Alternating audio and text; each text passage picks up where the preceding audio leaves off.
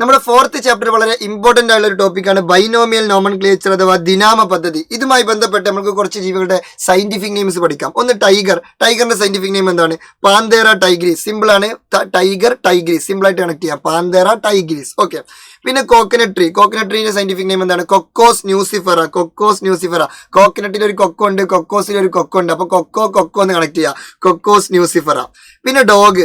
ഡോഗിന്റെ scientific name എന്താണ്? Cannes lupus familiaris അല്ലെങ്കിൽ Cannes familiaris. അതെങ്ങനെ കണക്ട് ചെയ്യും? അതായത് ഇപ്പൊ ലൈക്ക് എന്താണ് നമ്മളെ നായ്ക്കുട്ടികൾ. ഇപ്പൊ നായ്ക്കുട്ടികൾ അല്ലെങ്കിൽ ഡോഗിനെ ചില ആളുകൾ എന്ത് ചെയ്യുന്നവരോ ഒരു ഫാമിലി മെമ്പറിനെ പോലെ വളർത്തും. അതായത് അവരെന്ത് ചെയ്യുന്നു? അവർ ഭക്ഷണം കഴിക്കുമ്പോൾ നായ്ക്കുട്ടിക്കും ഭക്ഷണം കൊടുക്കും.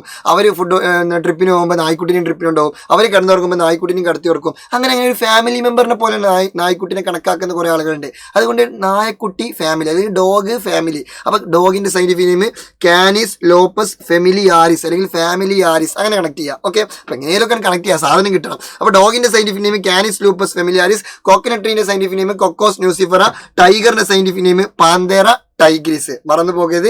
അങ്ങനെയെങ്കിൽ എന്റെ മുത്തുമണികൾ, സിംഹത്തിന്റെ